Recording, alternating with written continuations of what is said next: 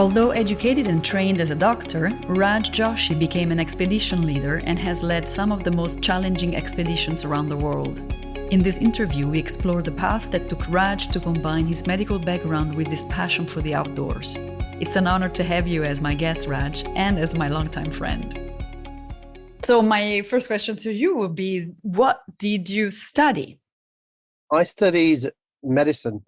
I went to the University of Birmingham and studied at the medical school, which is a 5-year course, and finished qualifying as a doctor now over 20 years ago. And have you been practicing ever since?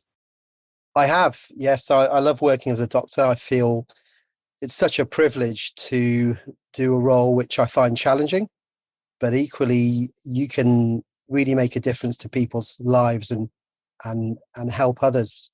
I suppose going back to a saying of mine, where if you go through life where you can be happy, that's good. But if you go through life where you can also do good to others, then even better. So I've been practicing in various forms. I started off in hospital medicine, working as a junior doctor, and I also enjoyed hospital medicine. I enjoyed the team interaction.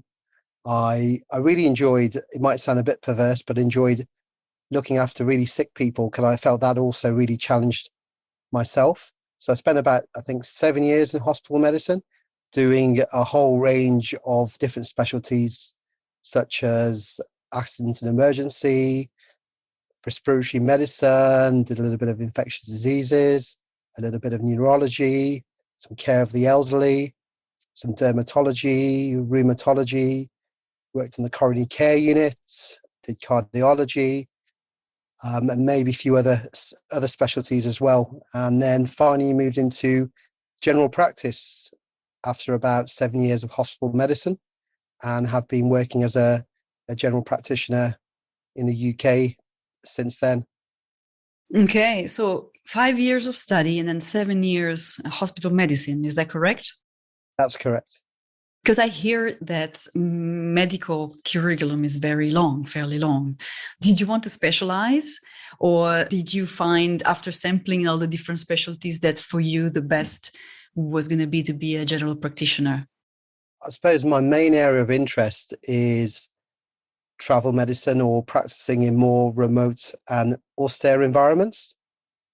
And the beauty with general practice is, if you've got an interest and you've got expertise in other areas, you can go into that area. So although I enjoyed various specialties in hospital medicine, for instance, maybe respiratory medicine was my favorite. And if I progressed in hospital medicine, I may have become a respiratory consultant, or even considered intensive care. But I also like the variety, whereas you can see a very similar condition or group of conditions if you specialize and super specialize. But with general practice, the beauty is you never know what's coming through the door. You could get a newborn child, you could get an elderly gentleman, you could get a pregnant lady, you could get somebody who is having problems with their heart, someone who is depressed, somebody who has injured their leg playing sports. So you have such a variety that you can never really stop learning, because there's so much about the human body we need to know about, and we're discovering more all the time. So I enjoyed the variety, and then that proved a nice challenge to try to know something about every condition which could really come through the door in general practice.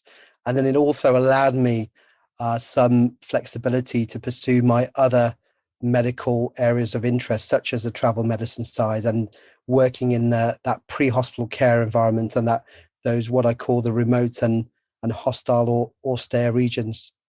What is travel medicine?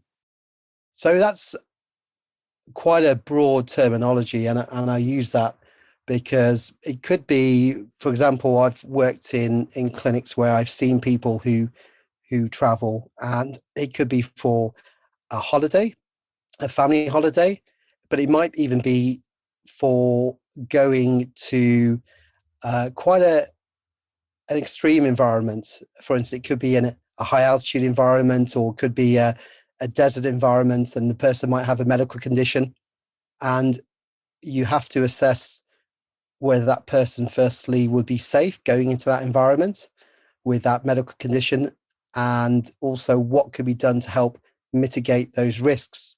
So, what's nice about the travel medicine side, it's such a wide ranging term, and you could see a whole spectrum of issues. I suppose the main area where I worked in some clinics is that, with my expertise, I suppose stemming from my expedition background, working in what people might consider the more hostile or extreme environments, I was able to see people not just going for a family holiday somewhere which others may consider relatively safe, but people going into some quite tasty regions where there are more risk than other places.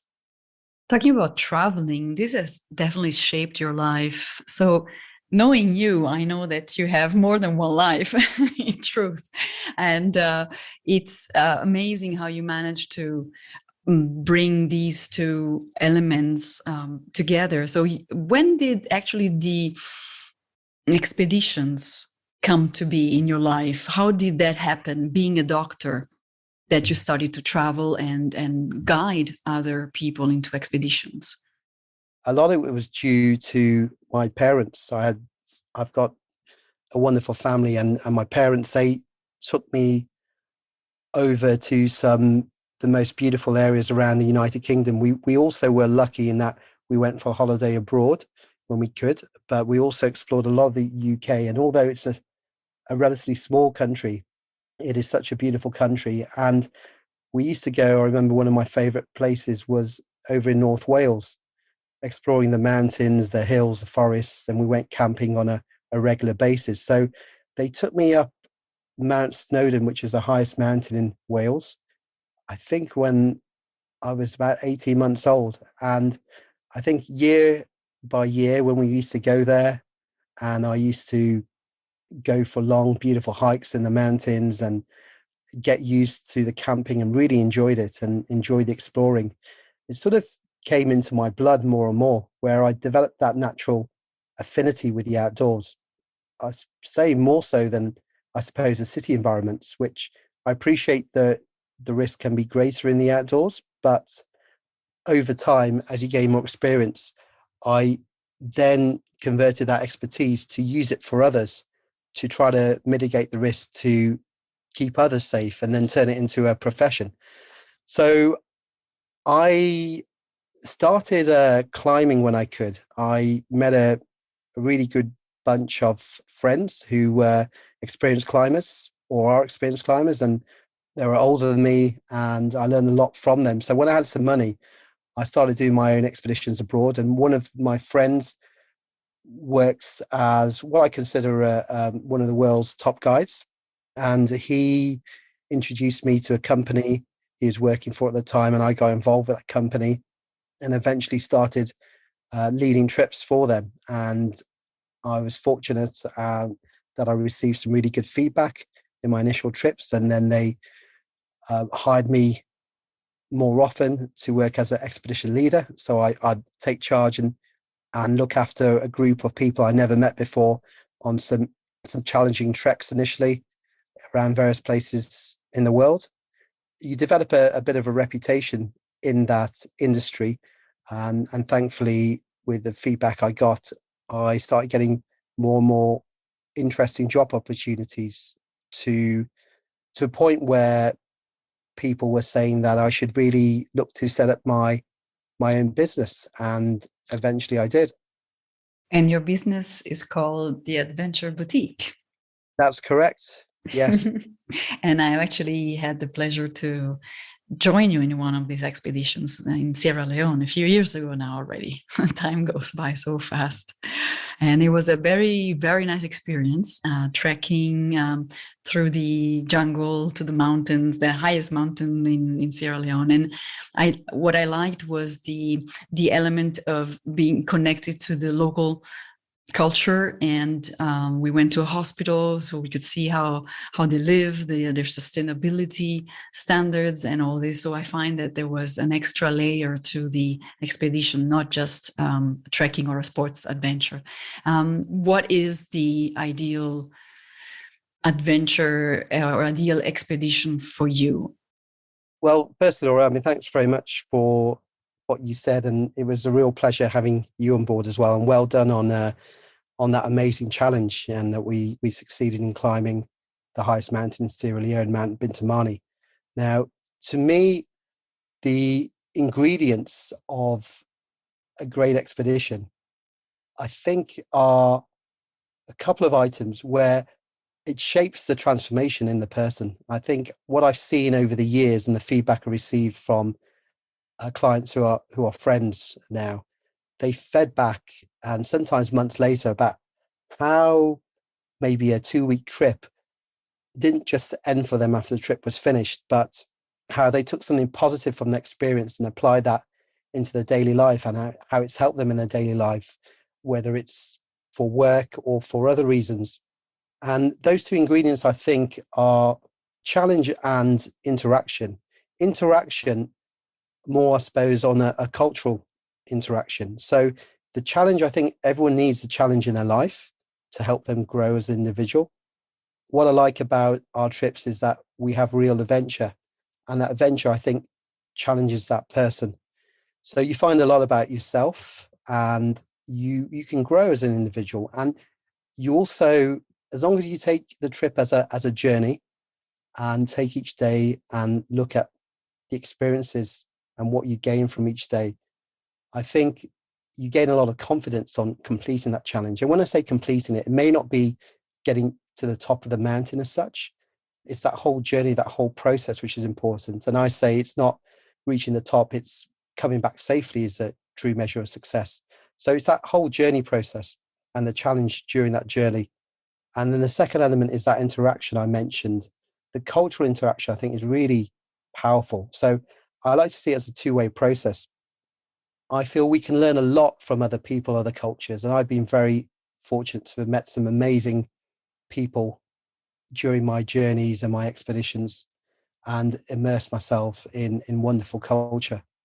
We can learn a lot from them, and maybe they can also learn a little bit from us, because I know some places we go to can be quite remote, and some of the indigenous population may have never traveled out of the area, or certainly never to the UK or met the likes of us. So that's what I think can really inspire people and make a powerful expedition, and help with that positive transformation, our challenge, and the cultural interaction. That's great. How do you balance your life as a doctor and your life as an expedition leader? I think flexibility is a key, flexibility and diversity. So because I was fortunate to have developed both these roles, I was able to diversify my professions and also my skill sets. And that way I think you can carve out a certain niche and create more flexibility. So I'm a big advocate of people not having so much of a tunnel vision. I mean, it's good to have objectives and go for what you want and reach that objective, but also have an open mind and have a bit of lateral thinking, and look at all the little side roads and explore the little side roads along that journey, because you never know where they may lead. By diversifying and increasing your various skills, and becoming a what I call a well-rounded character, in a way, from a professional point of view, you can become more employable. So you can get to a stage where you can sort of pick and choose more, because you might have developed that niche capability which no one else can offer. I know, for example, with some of my medical work, I've been doing some consultancy work for organizations, which is great because you can do that literally anywhere in the world. You don't have to be based in an office. You could do that anywhere in the world where you've got telecommunications. And part of the reason why I got that role is they like my background as an expedition leader, and the fact I had a medical background. So they wanted to combine both those backgrounds, where I can offer advice, again, not for the general normal travel holidays, but people going to quite risky environments. And they felt that I had that capability, that knowledge, because of my background working as an expedition leader, which may not be anything to do with medicine, but also I had that medical background. So combining that two, it made myself, through that diversity, more employable. Yes, I can see what you mean, for sure. And then you have a very niche expertise, because of course combining the two, and because also you've been in very difficult places, inhospitable, and you've also accompanied many guests and many clients around the world, and you've been climbing a lot of mountains. So it seems, would you say that the mountain is your element among all the environments that there are in the world? I think that it's one of the more challenging environments, and especially the big remote mountains. I do enjoy it. It might sound funny to say, but I suppose when you're climbing the big mountains, it may not actually be enjoyable at the time, but you get a lot of satisfaction, get a lot of contentment, I'd say, after the expedition, which lasts for quite a, I think, lifelong, really. I mean, it's a different contentment, maybe buying a watch you've always wanted or that nice car, where sure, I think you can get some contentment or some pleasure, but I don't know how long that actually lasts. Whereas, although it may have been suffering while I've been climbing these mountains, but afterwards you do get this real lifelong contentment. It could be my favorite environment. I do try to enjoy each environment I go into, because again, they're so diverse. Likewise, when I go to different countries, people ask me which is my favorite country, and sometimes it's difficult because I try to see the beauty in each country, and especially the people, because I think it's the people that make any country. And everywhere I think has some unique and beautiful points to both the country, the people, and the culture. So yeah, I do enjoy climbing big mountains, even though at the time it might be more pain than pleasure. But certainly afterwards, it's a good feeling. Yes, for sure. Are there examples of jobs that you have been hired for as an expedition leader that you wouldn't have gotten had you not been a doctor? I'm not too sure, because most of the trips I've led, I've normally had an expedition doctor working on the trip. I've been fortunate as well with some high profile expedition leading jobs with the media, but even then there was an expedition medic as well working on that trip. So I'm not too sure whether it has helped. Maybe it does give more confidence in people, for sure. And I think I'm sure if there wasn't a doctor around, the clients would certainly have more confidence. It's a good question, but I don't know. As I think of your job, I'm wondering, do you find there were hard times during your expeditions? And if you want to share them with us so that it can give a bit of an idea of what you're facing when you're organizing an expedition, where you are in the during the expedition. Yeah, so an example of that. I think some of the most challenging expeditions I've led have been some of the media expeditions, as in with some high profile clients which have been for television. There's different departments, and they have got their own objective and their own agenda, and so it's trying to, as well as gel all the individual characters together, it's also trying to gel the different departments with their own objective to create something special, as well as not trying to kill any of the group at the same time. So I think that's the challenge, because of there's so many different elements to that expedition and so many moving parts. Apart from that, I suppose for my own climbing, when I've climbed on the bigger peaks, it is hard work. It takes its toll on your body. So there's physical suffering, but also psychologically, it can be very demanding, especially if you're on a big long expedition, which could be 2 months away from home in a more remote area. You're working hard each day, whether it's setting up camps, stocking up the camps with the food, the fuel, They'll be on the big mountains. Unfortunately, each season the people will be dying, so you'll hear about deaths or you even see deaths.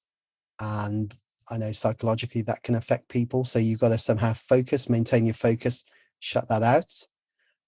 I think that's part of the art, is maintaining that focus, because afterwards, once you've reached your objective, you come back down safely, you might then start thinking about what happened or what could have happened to you as well, because there have been instances where you could have got killed yourself. And then if you let that play on you psychologically, then you think you are more likely to make a mistake. So again, you've got to maintain that focus, keep that mission objective. And maybe once it's all over, that's when you start reflecting quite a lot on what could have been and how things were dealt with.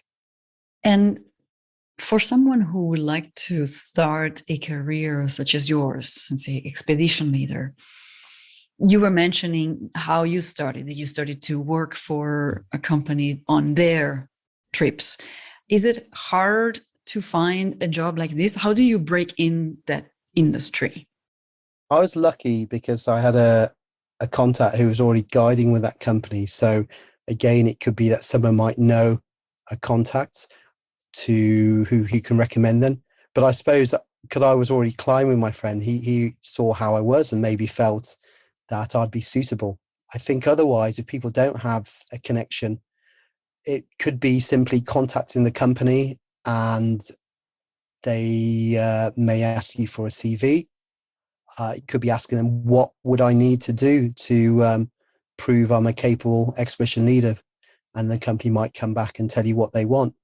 If you are going to send in a CV, then I think bolster it as much as possible by getting out there beforehand. I mean, in order to lead, you need a certain amount of experience. So I think what would be useful will be two fronts. One is getting that experience by doing your own expeditions, but also courses as well. So I think that would be the combination where you get courses which will give you some experience, but also show you what you need to do more of.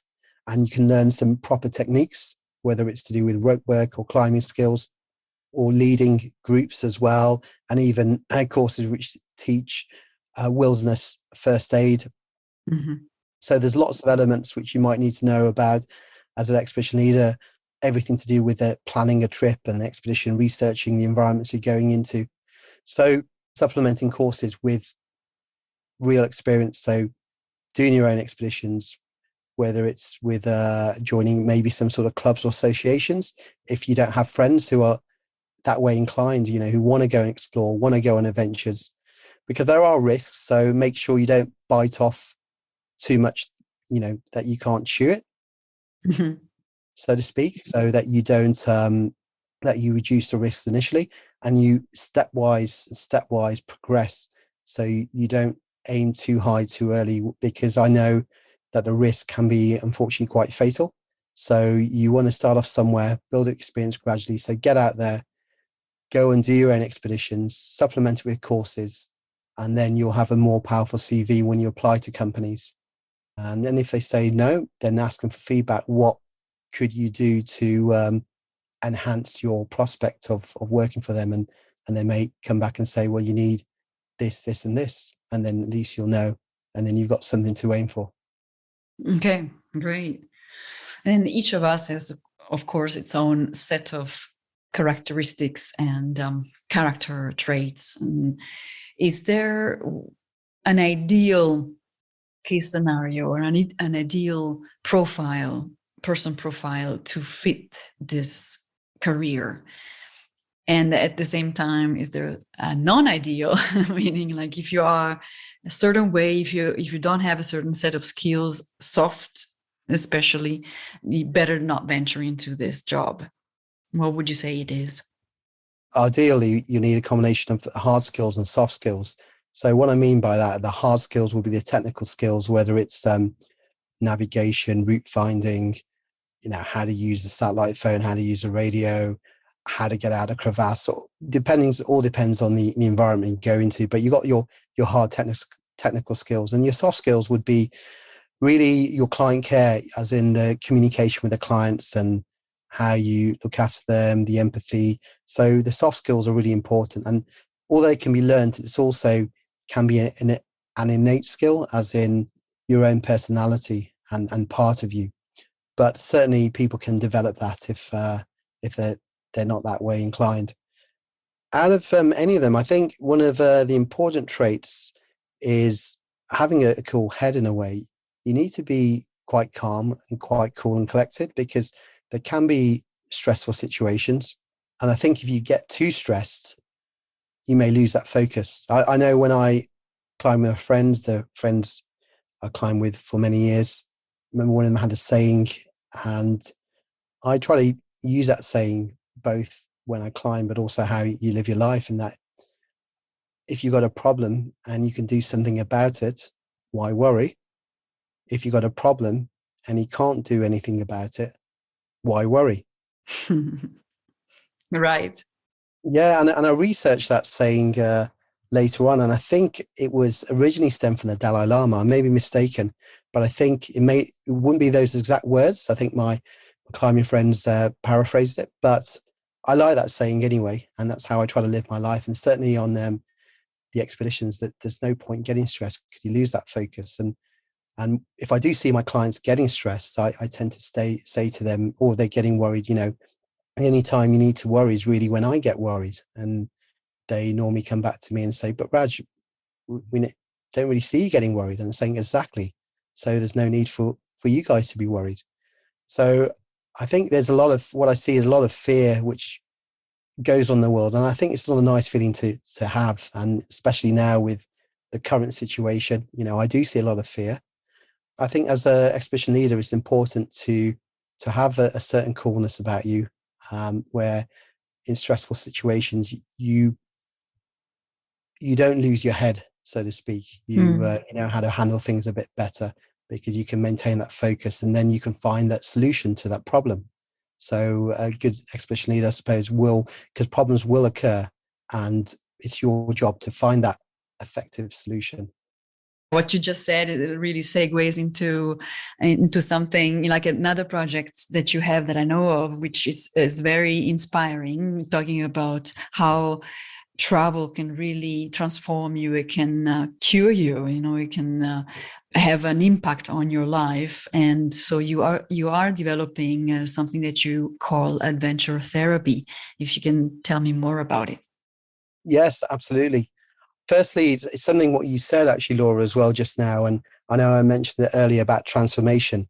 One thing I would like to say, I was fortunate to be asked by an organization called the Transformational Travel Council to join them. And they're an organization who are really looking at the ingredients of any sort of travel to see how can people transform in a positive way, not just for themselves, but ultimately, I think if you transform in a positive way and you become a stronger individual, a happier individual, you're more likely then to go on to help others. So that's what I quite like about the ethos and the ideas of the Transformational Travel Council. My own ideas is, I suppose I've been doing it for years with clients coming back and feeding back to me about how they have transformed in a positive way, which is great. One thing I'm looking at is combining, I suppose, my medical background again with my expedition background.